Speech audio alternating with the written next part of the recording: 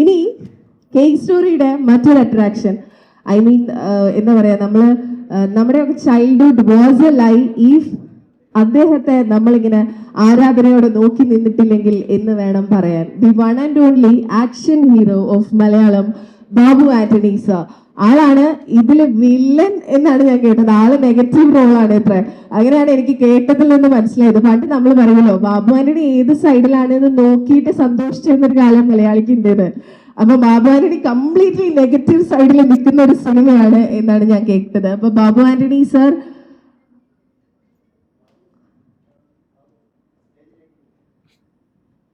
so we have Johnny Anthony sir to do the honors here. ഇന്നത്തെ നമ്മുടെ ഇവന്റിലേക്ക് we have Johnny Anthony sir and Sheelu ma'am. Welcome to the event ma'am. Welcome to the event Johnny ചേട്ടാ. Okay ഞാനിവിടെ. അപ്പൊ I think നമുക്ക് നമ്മുടെ ചുറ്റും ഇരിക്കുന്ന വിശിഷ്ട അതിഥികളുടെ ബ്ലെസ്സിങ്സോട് കൂടി തുടങ്ങാം അല്ലെ? So I'll start with Babu Anthony sir. So please come on to the stage to bless Cake Story. താങ്കളുടെ എക്സ്പീരിയൻസ് പറയാൻ കേക്ക് സ്റ്റോറിയെ കുറിച്ചിട്ട്. That is Babu Anthony on stage. So please.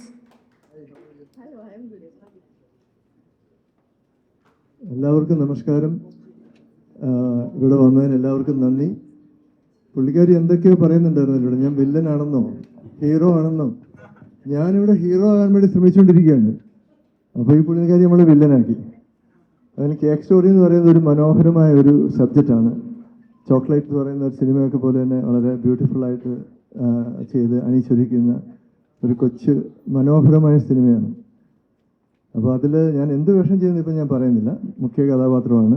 പക്ഷേ അത് കണ്ടു കഴിഞ്ഞപ്പം പോയിട്ട് എനിക്ക് ഒരടി കൊടുക്കാൻ തോന്നി. ഞാൻ ഡബ് ചെയ്ത് കണ്ടു കഴിഞ്ഞപ്പോൾ എനിക്കിട്ട് തന്നെ അങ്ങനെ അല്പം ഇറിറ്റേറ്റിംഗ് ആയിട്ട് ഉള്ളൊരു സംഭവമാണ്. പിന്നെ ഞാനും സിനിമയായിട്ടുള്ളൊരു അസോസിയേഷൻ എന്ന് പറയുന്നത്, ആദ്യത്തെ സിനിമ ഗാന്ധാരി എന്ന് പറയുന്ന സിനിമയായിരുന്നു. അത് സൂപ്പർ ഹിറ്റായിരുന്നു. അത് കഴിഞ്ഞിട്ട് പിന്നെ ചന്ത, ഭരണകൂടം, അങ്ങനെ കുറേ സിനിമകൾ ചെയ്യുന്നു. അങ്ങനെ വർഷങ്ങൾക്ക് ശേഷം വീണ്ടും ഞങ്ങൾ രണ്ടുപേരും വീണ്ടും ഒന്നിക്കുന്നു. വീണ്ടും കുറച്ച് പ്ലാനുകളൊക്കെ മുന്നോട്ടുണ്ട്. അപ്പം ഇനി എല്ലാവർക്കും നന്ദി. ഹോണറബിൾ മിനിസ്റ്ററും അവരുടെ എല്ലാ അനുയായികൾക്കും കൂടെ വന്നതിന് നന്ദി. എല്ലാ വിശിഷ്ട വ്യക്തികൾക്കും നന്ദി. നമസ്കാരം. Thank you.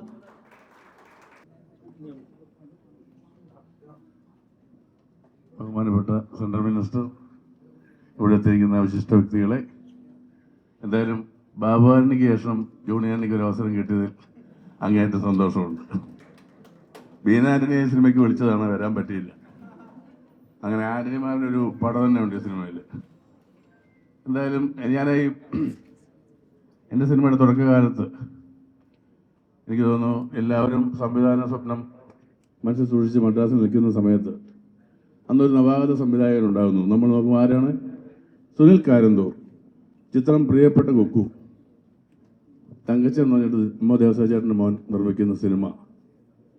ആ സിനിമ ജഗദീഷ് ചേട്ടനൊക്കെ അഭിനയിച്ചു. നല്ല പാട്ടുകൾ, പടം ഭയങ്കര ഹിറ്റായി. അത് കഴിഞ്ഞ് എനിക്ക് തോന്നുന്നു അദ്ദേഹം ചെയ്ത സിനിമ മാനത്തെ കൊട്ടാരം. അന്ന് നമ്മൾ അസിസ്റ്റന്റ് ഡയറക്ടറായി. അപ്പോൾ മാനത്തെ കൊട്ടാരം ഭയങ്കര ഹിറ്റാണ്. അതിലൂടെ ദിലീപ് എന്ന് പറയുന്ന നടനൊക്കെ പുതുതായിട്ട് വന്നിട്ട് നമ്മുടെ മെമുക്രിയിലുള്ള ദിലീപ് നല്ല റോളാണ്. നാദിഷ, പുഷ്പു, സുരേഷ് ചേട്ടൻ ഗസ്റ്റ് അപ്പിയറൻസ്. അങ്ങനെ ആ സിനിമ ശ്രദ്ധിക്കപ്പെടുന്നു. പിന്നീട് എനിക്ക് ഒരുപാട്, ഇന്ന് ബാബുട്ടം എനിക്ക് ഒരുപാട് ഇഷ്ടപ്പെട്ട അദ്ദേഹത്തിൻ്റെ സിനിമയാണ് ഗാന്ധാരി. മാധവി, ബാബുവേട്ടനൊരു ടീം, ചാരുഹാസൻ സാറ്, അങ്ങനെ ഒരു വലിയ ടീം അഭിനയിച്ച സിനിമ. ഞാൻ എല്ലാ സിനിമകളും കണ്ടിട്ടുണ്ട് ഒരുവിധം. അപ്പോൾ ആ ഒരു ബഹുമാനവും സ്നേഹവും ഒരു സിനിമാ പ്രവർത്തനം എന്നുള്ള രീതിയിൽ സുനിലേട്ടനോട് എനിക്കുണ്ട്.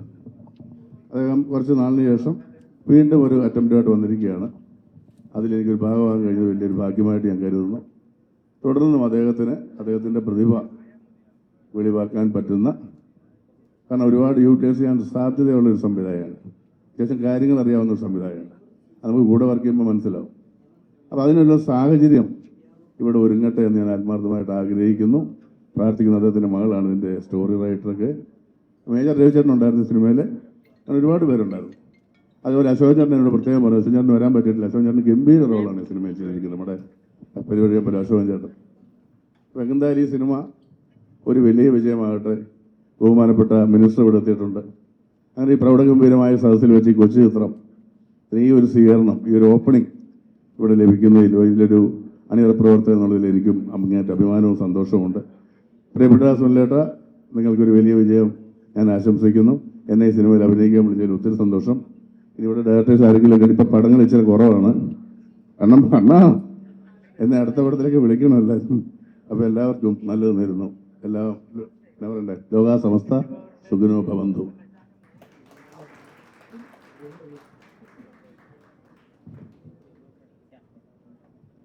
Thank you so much Johny ചേട്ടാ. അടുത്തത് I think he needs no introduction അല്ലെ. വന്നു നിന്നാൽ വാക്കുകൾ കൊണ്ട് അമ്മാനമാടുന്ന എന്നൊക്കെ പറയില്ലേ, ഈ മൈക്ക് ഞാൻ അദ്ദേഹത്തിന് കൈമാറാണ്. He's an actor in the movie and I was wondering Sunil sir എന്തുകൊണ്ടാണ് ഈ ജോണി ആന്റണി സാർ ഇവിടെ ഉള്ള സമയത്ത് തന്നെ മേജർ രവി സാറിനെ വേദയുടെ അച്ഛനാക്കിയത്? യൂഷ്വലി അങ്ങനെ അല്ലല്ലോ വരാറ്. ജോണി ആന്റണി സാറിന്റെ അപ്പച്ചൻ പട്ടം മേജർ സാറിന് കൊടുത്തോ? ഓ അപ്പടിയാ, മാറിയില്ല. ജോണി ആന്റണി ചേട്ടനൊക്കെ പോലെ ഒരു അച്ഛനെ കിട്ടാന്നൊക്കെ പറഞ്ഞല്ലോ സ്വപ്ന തുല്യമാണ് അല്ലെ. അങ്ങനെ ഒരു അച്ഛനൊക്കെ റിയൽ ലൈഫിൽ ഉണ്ടാവാന്ന് പറഞ്ഞാൽ നമ്മുടെ അച്ഛന്മാരോടൊക്കെ നമ്മൾ ജോണി ആന്റണി ചേട്ടനോട് സിനിമയിൽ പറയുന്ന ഡയലോഗ് പറഞ്ഞാൽ അപ്പൊ കിട്ടും. അപ്പോൾ let me welcome the one and only Major Ravi on to the stage to do the orders. So please. Okay. Thank you. Thank you. Good evening, ladies and gentlemen. Minister ഇവിടെ ഇരിക്കുന്നതുകൊണ്ട് വിത്ത് ഓൾ യുവർ പെർമിഷൻ, നമ്മൾ മലയാളത്തിൽ ഇങ്ങനെ പറഞ്ഞാൽ he will not understand anything. So with your permission can I speak in English और Hindi? Thank you so much. Athawale साहब, पहले तो आपके बारे में बताऊं, बिकॉज जब भी पार्लियामेंट सेशन चलता है, मैं जब भी आपका स्पीच जब आता है, स्पेशली वो जो आपने राइट से लेफ्ट आया था, वही कहानी जो मोदी जी को बैठा के जो हंसाया था, मैं जब भी टेंशन में होता है ना, वो रिवाइंड करके मैं निकाल के देखते रहता हूँ. तो अडवाले साहब is a very good humorous person, and when he says the humor, I mean the comical part, he's so serious, everyone laughs. That's the best part of it. You can be a good actor, sir. Thank you so much. Anyway, regarding this film, as they said, sir, Johnny Anthony is famously known for the fatherly characters, and is a much better actor than me. But then why Sunil selected me, that I don't know. I haven't done this kind of a role. I'm doing a role like this first time. Father and daughter came, especially, and when I was in the hospital, I was coming out of the lift and both of them were standing, and they just narrated this story in the veranda, and later on yes, okay, but when I started doing it, I knew that you had something in your mind when you gave me the character, and especially I felt I was acting with my own daughter when I was acting with her. And the way she used to call, because whenever I used to go to the set, she'll come, Acha. I said, Ninda Tanda Apparthundadi. So that was a kind of relation, and we enjoyed shooting over there. There was a lot of ups and downs with her, but then still, it was a fantastic moment, sir. I wish all the best to the father, daughter, and the family and the entire team. Thank you so much. And you really made this forum a big with Adwale Sahab ka jo presence hai. And thank you so much for coming and honoring us, sir. Thank you so much. And God bless you all. God bless all of us. Thank you so much. Thank you. Jai Hind.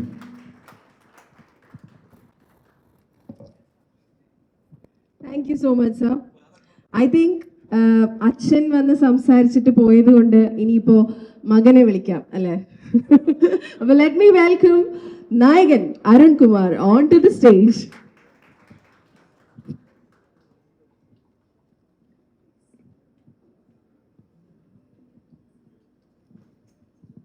എല്ലാവർക്കും നമസ്കാരം. വളരെ സന്തോഷമുണ്ട് ഇന്ന് ഇവിടെ നിൽക്കാൻ സാധിച്ചതിൽ. സുനിൽ സാറിനെ പോലെ ഒരു സീനിയർ ആയിട്ടുള്ള ഒരു ഡയറക്ടറിൻ്റെയും വളരെയധികം ഹിറ്റ് സിനിമകൾ ചെയ്തിട്ടുള്ളൊരു ഡയറക്ടറിൻ്റെ മൂവിയിൽ നായകനായിട്ട് അഭിനയിക്കാൻ സാധിച്ചതിൽ വളരെ സന്തോഷം. കൂടാതെ ജോണി ചേട്ടൻ്റെ മകനായിട്ടാണ് അഭിനയിച്ചിരിക്കുന്നത്. ജോണി ചേട്ടൻ്റെ സൈക്കിൾ എന്ന് പറഞ്ഞ സിനിമയിൽ ഞാൻ മുമ്പ് അഭിനയിച്ചിട്ടുണ്ട്, ജോണി ചേട്ടൻ ഡയറക്ട് ചെയ്ത പടത്തിൽ. ഇപ്പം ഞാനിതാ ജോണി ചേട്ടൻ്റെ മകനായിട്ട് അഭിനയിക്കുകയാണ്.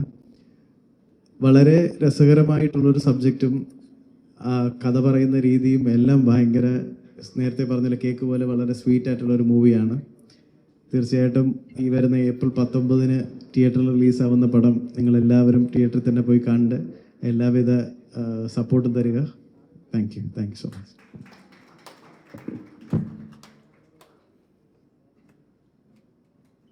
Thank you, Arun. Now, let me welcome National Vice President of RPA Party, Nusrat Jahan ma'am, onto the stage.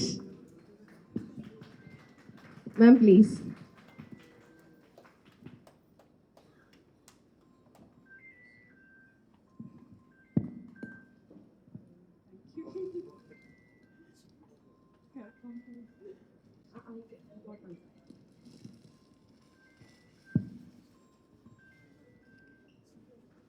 Good evening to all. I'm very happy to join this family, Cake family, because Sunil ji is a very good friend of mine. Through my party only, through my general secretary, his close friend. And that day onwards, we are like family. Wherever we meet, we are like that. So that families jointly made a cake for us.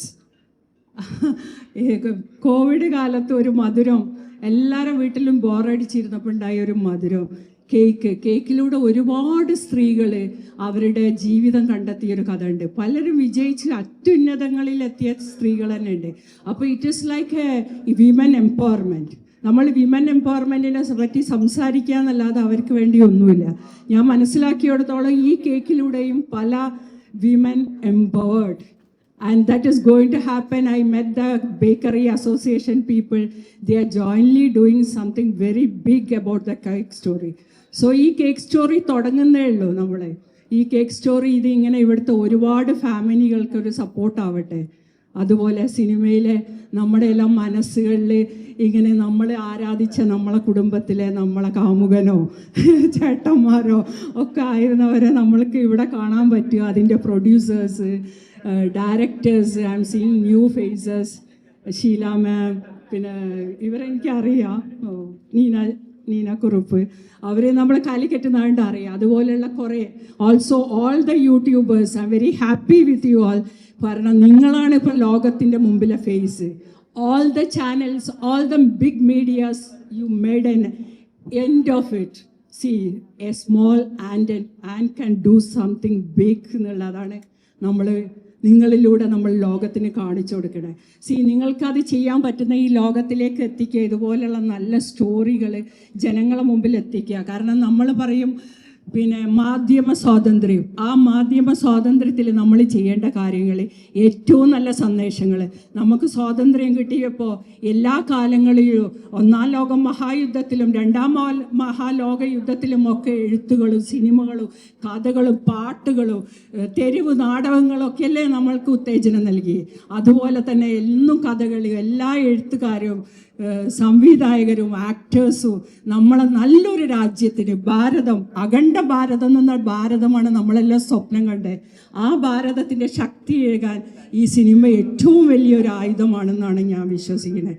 അതുകൊണ്ട് സുനിൽജി പോലത്തെ ഒരു ഡയറക്ടറിനെയൊക്കെ നമ്മൾ കൂട്ടുപിടിച്ച് ഈ cinema ഏറ്റവും ഉന്നതങ്ങളിൽ എത്തിക്കണം.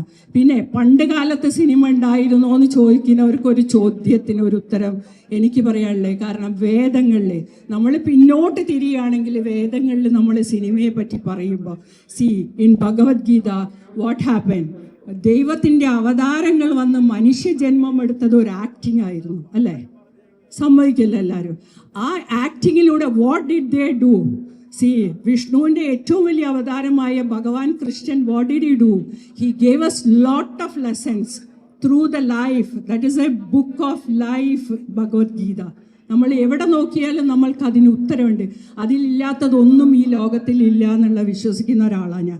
കാരണം ആസ് എ പ്രാക്ടീസിങ് മുസ്ലിം ഞാൻ ഭഗവത്ഗീതയിൽ അങ്ങനെ കണ്ടപ്പോഴാണ് സത്യത്തിൽ ജീവിതത്തിൻ്റെയും മരണത്തിൻ്റെ ഇടയിലുള്ള ഒരു കാലഘട്ടം എന്തെന്ന് ചോദിക്കുമ്പോൾ ഒരു മതങ്ങളിലും നമ്മൾ കാണില്ല. മതങ്ങളിലല്ല ഉള്ളത്, അത് വേദങ്ങളിൽ മാത്രമേ പഠിക്കാനുള്ളൂ.